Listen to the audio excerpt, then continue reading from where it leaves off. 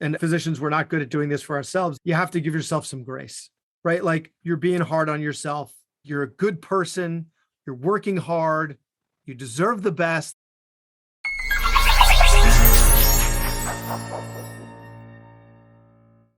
Welcome to Doc Working, the Whole Physician Podcast. I'm Dr. Jen Barna, and I'm so excited to bring to you my guest today, Dr. Bradley Block. Dr. Block is an otolaryngologist on Long Island, New York, where he lives with his wife and 3 young sons.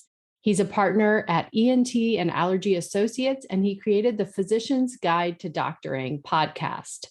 It's an engaging podcast where he interviews physician and non-physician experts to help teach us what we should have been learning while we were busy memorizing the Krebs cycle. And I highly recommend the podcast. Dr. Bradley Block, welcome to Doc Working, the Whole Physician Podcast. It's great to be here. I'm a fan of your podcast as well. So I've been looking forward to this. Thank you. Me too. I'm so excited to talk with you. I want to hear about the story behind the podcast. I want to hear about you, about what led you into podcasting and the backstory really behind the Physician's Guide to Doctoring. So I was a rabid consumer of podcasts because when I first finished residency, I moved into Manhattan, but my practice was on Long Island. So I had a big commute, and having just finished residency where every minute was precious, all this time sitting in the car, listening to music was like wasted. I have to be doing something productive. So I was consuming audiobooks, podcasts. And what I discovered is when I was seeing patients, some of my partners were able to see quite a few more patients per day than I was, where I would run behind seeing 3 patients an hour. They were able to see 5. So I got curious about what communication skills I could acquire to improve my efficiency. It wouldn't just help me like blow through the visit faster, but so the patient also gets good care, right? I don't want to just give them the perception of good care. I want to give them good care. So I need to make my communication more efficient. So there's got to be a podcast out there. So I didn't even know it was called social engineering, communication. Look that stuff up. You can find anything. But what I did find was communications for executives, communications for dating, communications for lawyers, marketing, sales. Nothing for physicians, right? The only thing that I remember was during my clinical skills when I was a medical student, sit down and talk to your patient, and it'll feel for them like the visit has been longer than if you were standing the whole time. That was it. But there has to be more out there. And as an example, actually, the episode that I put out a week or 2 ago, I mean, I know that we're recording this in the future, but was with a professional interrogator. And he teaches business communication and sales communication based on his experience with being an interrogator, where it's really important to acquire and keep trust. So we spun that into physicians. So there's all this information out there in non-physician communicators that we could really apply. But I can't just call people up and say, I've got some questions for you. But if I had a platform like podcasting, then I can call people up. And a great example of this was a couple of weeks or months into my podcast journey. There was an article in the Huffington Post, and there are always these articles about how doctors don't know how to talk to patients about their weight, right? We're terrible at it. We make them feel badly about themselves and alienate them, and it's really traumatizing for them. And worse than when someone in the street just says something horrible to them, because we're an authority figure. So even if we're trying to do what's in their best interest, there's a way to go about it. And then there's every other way. So what I did is I saw this article and I called up one of the psychologists who was quoted. And I said, if we're doing it so wrong, can you teach us how to do it correctly? Can you teach us how to do it well? She said, I love podcasts. I'd love to be on it. Here I was, nobody, no audience, a few episodes with my friends, which, by the way, as it turns out, as physicians, a lot of our friends are experts in their field. Like, it didn't take me long to get some experts on my podcast because, like, my brother has a PhD in health policy and is now a professor at New York Medical College and worked on the Affordable Care Act. So, him. And then my friends who I went to medical school with are now like program directors and things like, so it wasn't hard to find experts, so I developed a show and then I started reaching out to strangers, right? But now I had an established show with episodes and I can start reaching out to people. And it was a great example of that this information is out there. How do I get it for myself and then put it in a medium that other people could benefit from as well? Well, I relate to your story on multiple levels for sure, because I was listening to podcasts for years as well. And whenever I would switch over to try to find something about physicians, everything was just very clinical and dry. And I couldn't find the actual real life kind of discussions, which I think your podcast addresses, which is why I like it so much. Thank you. And what we try to do on Doc Working as well. And similarly, I had thought, multiple times like, wow, if you had your own podcast, you could talk to people about just about anything. You can bring people on and ask them questions and learn so much. So it is a really fun opportunity. And so now you're a practicing ENT surgeon, right? Yes. Yes. So now are you practicing full time and podcasting on the side? How do you balance the two? Yeah. So as I've heard on your podcast, it's not balance. Integration, right? It's integration, yes. So I had to integrate it. And at different points in my life, it has integrated differently. For instance, at one point, I was taking every other Thursday afternoon off, and that was the time that I had. But at the time, I was also working evenings. Now I'm not seeing patients in the evening. So then my evenings, I get home from work, put the kids to bed. And then once the kids are in bed, it's my time to podcast. So it's just my evenings. And how many podcasts are you producing a week? One episode a week. Okay. Great. Just one episode a week. And at this point, I've been doing it for over 3 years. I have about almost 150 episodes. So first of all, I'm curious about you. And I feel like I've got a sense from what you've said so far about what led you into podcasting. And I'm also curious about the process of podcasting itself and what that has been like for you, and whether that was, first of all, as you expected it to be. And, now that you've been doing it for 3 years, I mean, that puts you in the very seasoned among podcasters, especially physician podcasters. I'm very curious to hear what you've learned over that time and how it may be the same or different from what you expected. So when I first started, the thing that really kept me from starting was the editing process, which I still haven't done and never will do. Mm-hmm. That I'm a firm believer in outsourcing. One of my wife's best friends is a professional voiceover artist. So she offered to do it. And I was going to be doing the episodes just every other week. And then I ended up enjoying it so much and getting so many opportunities for interviews that I just did it every week. And it ultimately became too much to ask. So then I found a place to outsource to, which was a bare bones place. So if you're interested in starting podcasting, there are plenty of bare bones places that'll throw your interview through some type of an algorithm to get rid of a lot of the ums and splice the audio together to include your intro and your outro and whatever. And for not that much money. And as a physician, I would definitely recommend doing that if you're considering it, because your time physicianing is much more valuable than your time editing. So, if it means seeing 2 more patients, do that instead of editing podcasts. So when I got started, what really got me over that initial hump was that I had someone to do it for me. And so I didn't have to learn how to do it or anything. And then I don't really recall what my expectations were going in, other than that it would be an opportunity for me to get in touch with people that I wouldn't otherwise have access to. I will say, though, I have expected my podcast to be more popular than it is. I appreciate you saying that it's popular, but I look at the number of downloads and it is discouraging. And it shouldn't be, right? It should be about enjoying the process, not the outcome. But I'm a human being and not getting the downloads. Although my podcast has been cited on a couple of review lists as physician podcasts to listen to, which I really appreciate and should be enough. But still, it is a little disappointing when you don't see your numbers increasing. At the beginning, they were increasing, they plateaued now, which is discouraging. So that was something that was unexpected. We're physicians. We're used to being, aside from in medicals, we're used to being at the top and the best. And it's, I'm just another podcaster. What makes me different from other podcasters is I've just been doing it longer than, I guess the Yiddish would be the Alte Kaker podcaster, the senior podcaster. So that was unexpected. I guess also the networking. I'm part of this community. A lot of us know each other.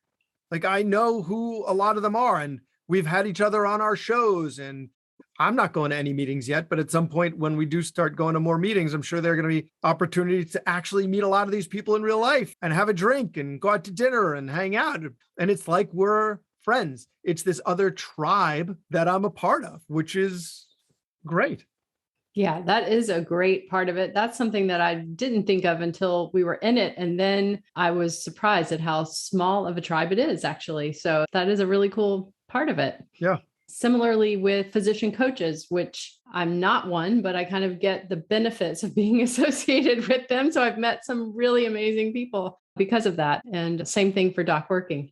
And so I do relate to what you mean. And I think that within the circles of physicians who listen to podcasts, I think that your podcast is definitely up there. And it is interesting, when you start podcasting and looking at numbers and looking at, what it takes to be among the top podcasts, the numbers are not that high, I suppose, relative to what you might expect. Yeah. So it's kind of a fascinating, or I don't know, I find it fascinating. It's an interesting pastime and a great way to learn new things and meet interesting people.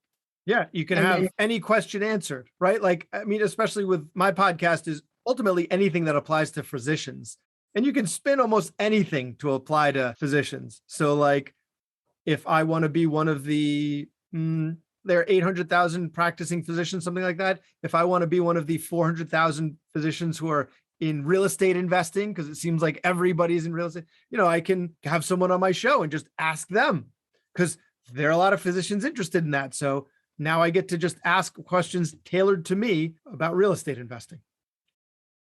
And now for a quick message from our sponsor, Empathiq. Did you know that there's an association between positive feedback from patients and job satisfaction among physicians? And did you know that you could get that positive feedback on a daily basis from your patients and build your positive reviews online? Empathiq is a service that allows you to do just that by making it quick and easy for your patients to leave you a review at the end of the day. And by doing that, you're far more likely to build up a big stash of positive reviews, and you'll be able to feel great about the work you did that day. Let Empathiq show you how to get more reviews, tie them to your personal Google My Business page, and respond to reviews with confidence. Visit empathiq.io, that's empathiq.io, or call 858-375-5686. Mention that you're a Doc Working fan and get 2 months free. And so speaking of bringing people on, can you think of a favorite, for example, or something that really struck you that you maybe often think of, or someone that you invited on that maybe was someone that you were especially excited to speak My with? whale. Yeah, my whale was BJ Fogg. He's a behavioral scientist, is what he calls himself, out of Stanford. And he wrote this book called Tiny Habits. And a lot of his research has been quoted in other habit books. Duhigg and Clear are two authors, James Clear, that wrote books on habits and used a lot of his research. And then ultimately he wrote his own book on habits called Tiny Habits. And the reason I wanted is because we have all this advice for patients, right? Move more, eat less, eat more vegetables, whatever. But how do you execute that? How do you give them the tools to actually make it happen? So he's got this formula for making it happen. But he normally does podcasts that are like hundreds of thousands of downloads per episode. And I emailed him and he emailed me back saying, physicians are an audience that I think need to hear my story, my research, my findings. I'd love to. And there he was. And he was on my show. We divided it into 2 episodes because he was on for like an hour and a half answering all of my questions. It was one of my better received episodes and it was great. Yeah. And has it changed your habits? Interestingly, no. No. Not yet. No. But when I do talk to my patients about things, it's helped me frame it in a way that I think is more useful, that gives them a more useful way to think about it. And just to give a brief summary, when I'm talking to people about those things, moving more, eating better, I tell them you have to do it in a way that you want to do it, right? it can't be in a prescriptive way, like you have to do it a certain amount. It has to be exercise. It has to be in the gym. Like if you want to do more physical activity, you have to think, what physical activity do I enjoy doing? Am I going to look forward to? Am I going to want to do? Then you make that into a habit, right? You find a way to work that into your day. But if it's not something that you're going to look forward to, it's not going to happen because willpower is finite. And it's the same thing with eating. You got to think of like, what do I actually enjoy eating that I can eat a lot of? Great. Now find some time to prep that once a week so that it's easily accessible and that you're more likely to eat those things. But if it's about denying yourself and forcing yourself, it's not going to work. The other thing that I do that I've learned from podcasting, and I don't know if it was from a specific person, was whenever I have someone in that situation, I always tell them, and physicians, we're not good at doing this for ourselves, is you have to give yourself some grace, right? Like you're being hard on yourself. Like you're a good person. You're working hard. You deserve the best. Like, just, I think we could say that more to our patients and it wouldn't be hurtful to them because they need to work harder at these things no, they need to hear that from us sometimes, that they're working hard. They deserve good things. And, so sorry, that's a bit of a tangent, but some of those visits end up being even though it's peripherally related to otolaryngology, those visits often become my favorite visits, the ones that I, take home with me. Yeah, it sounds like you incorporate some coaching into your patient visits. I guess it's coaching, but I think it's good patient care. Absolutely. I think it makes a huge difference. And I think physicians as human beings need to hear it as well. And so I'm curious too, with your podcast, are there certain overarching topics that you're really interested in, or are there areas that you're looking forward to moving into in the near future? Excellent question. So there are two different paths that I'm working on right now because I eventually want to put together a talk or a webinar or something about the perfect outpatient visit. And so I'd like to take little highlights from a lot of my different episodes and incorporate them into from stem to stern, from making the appointment to leaving the office and all of the things that happen to the patient in between, and especially in the exam room. What would the ideal visit look like? If the patient does this, you say that.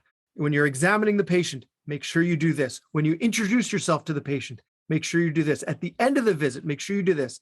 If the patient complains of something, like there are all these little things that I think I could incorporate into a talk to create the perfect outpatient visit. And I haven't done it yet, but that's my big plan for putting together a lot of the stuff that I've learned. So that's the soft skills. So that's what I like to focus on a lot with my episode, is just the soft skills in the exam room. That all sounds very interesting. First of all, I think your idea about the ideal visit from start to finish would be fantastic as a book as well. If I was a resident, I would love to have seen that, or a medical student really as well. But I think all of the insights that you'll have will be valuable to someone at any point in their career, because essentially it's like research that you've done by talking with all of these experts over the past 3 years. So that's a cool idea. And I'm just curious, in case some of our audience is interested in possibly starting their own podcast.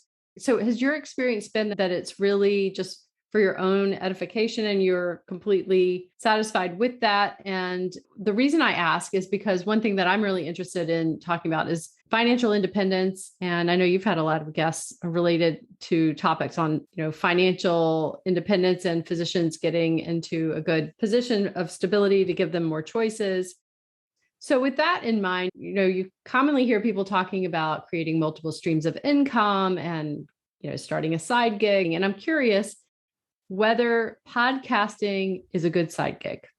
No, not at all. It is a terrible side gig. There is no money to be made in podcasting. I am Shocking completely, I'm completely in the red for podcasting. My time is much better spent stopping nosebleeds, removing earwax, and taking out tonsils. And as physicians, your time is probably best spent physicianing, not doing anything else, because you trained for a very long time in order to command a significant income doing that thing. But in terms of multiple streams of income as a hedge against the future, that means that needs to be a significant income. And podcasting is not. It is not. I have some advertisers on my show from, the Doctor Podcast Network that's actually no longer doing what it once was in terms of advertising. And, maybe I'm going to be joining up with another podcaster soon to do something similar to that. But it's more for the podcasting to pay for itself than to actually make income off of it. For me, it's made me a better doctor and it's made me a better person. So in terms of driving income, I am popular in my area as a physician. And I think part of that is because of the skills that I've learned from podcasting and then incorporated into my practice. Now, for everyone else, you could just listen to my episodes and not have to do it yourself, which will be a lot easier. But that's the way that it's helped me. It's helped me to be a better doctor. And I think my patients in the area have recognized that. I don't want to sound arrogant with this, but I think, it's made me more of someone that they would want to see and send their friends and family to. So it's had these other benefits that do lead to more income, but the podcasting itself, maybe this webinar, or maybe I will write that book. Who knows if I'll even get to it, but the podcasting needs to be it. You need to be podcasting because you enjoy podcasting, or, in a situation like yours, where it's not the podcast itself, but it's related to the whole Doc Working brand. Yeah. In our case, I think we really are trying to give people something that they can use and walk away from and understand who we are. And that's really what we're doing. And also just enjoy talking with these amazing people. So it's just fun, but I agree with you. It's not something that you can, at least as far as I can tell, it's not something that is a profitable venture. If you can get it to pay for itself, then I would consider that a victory. Yeah, exactly. It's not going to be a reasonable stream of income for a very long time, if ever. Right. And what do you do outside of that? You, Bradley Block, as the person. So you're a dad, and I'm guessing, between full-time work as an ENT physician and being a dad and being a podcaster, there probably isn't any time left. No. For other things. Podcasting is your hobby. No. Yeah, that's my thing. The podcasting is my thing. Yeah. So I have 3 boys, range from 2, just turning 2 to 5.5, and with 1 in the middle there. And, my wife gets the kids in the middle of the night. So I get the kids in the morning. So I generally wake up at 6 in the morning when the first one wakes up. And then that gets my wife a little bit of extra sleep. She gets up at 7:30, takes over. I leave for work, go to work, see patients, come home. By that time, the kids have been fed, but then I do the rest of the bedtime routine. I generally then again relieve my wife, put the kids to bed, and then after bed is when I, whatever CME responsibilities, maybe podcasting, or maybe I get to spend some time with my wife. So very important. So if I've taken care of all my responsibilities, then I get to hang out with my wife if I've really earned it. Although one thing with the podcast that she's very good at is she helps me come up with questions. I'll generally listen to other podcasts or read some things about the person I'm going to be interviewing, but often it's another way for us to spend quality time, actually, is coming up with questions for the podcast. Terrific. And does she have any interest in podcasting herself? No, she's a big Instagrammer. Oh, really? Oh, okay. Yeah. Who is she on Instagram? I don't know if she's going to want me saying this, but she's got 3 different Instagram things. One of them is Block Farm and Table, because our last name is Block. And she has a garden that she Instagrams about, and she bakes sourdough bread that she Instagrams about. And then the other one is the Real Kids Menu, because we serve our kids sometimes, chicken fingers and French fries, but often we feed them real food there shouldn't be a kids menu. There should just be the menu. And that's why the Real Kids Menu is often a lot of good food. I love that. So great idea. Food for the boys. Really see the need for that, for sure. I felt the same way when my kids were little. Mine are older now. They're young adults. So making food themselves at this point. Yes, they're cooking for us for a number of years now. So yeah, that's a lot of fun. You would ask me about my hobbies, and I never actually said anything about what I do in my spare time. I'm hoping to get back to surfing soon. I just bought a stand-up paddleboard that when we go to the beach, I put one boy out on the front and we'll paddle around in the bay. We live on Long Island, so we go to the North Shore where it's flat on the Sound, and they'll hang out on the beach, and I'll take one at a time and paddle around. And I eventually want to take that paddleboard to the South Shore where there are waves and get into paddle surfing, which I've done a couple of times. So that's my big goal. And then I exercise. And if you want to follow me on Peloton, I'm the ENT that rides, which is a Game of Thrones reference for the mountain that rides. Fantastic. Well, it's so much fun to talk with you. And I'm definitely excited about digging in further on your podcast and seeing what you've got coming up in the future. So hopefully our listeners will check it out. And we appreciate you telling us about it and telling us about yourself. If I can just plug it really quick, it's the Physician's Guide to Doctoring. So you can find it on all podcasting platforms, or just go to physiciansguidetodoctoring.com and you'll have links to a bunch of platforms there.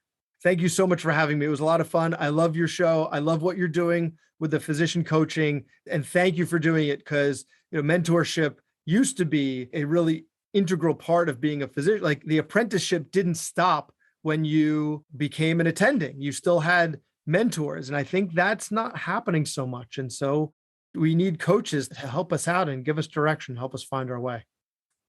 Absolutely. Well, I'm looking forward to talking with you further about that. And I really appreciate you coming onto the podcast, Dr. Bradley Block, ENT surgeon, podcaster of the Physician's Guide to Doctoring. Please check it out. Thanks for coming on Doc Working, the Whole Physician Podcast.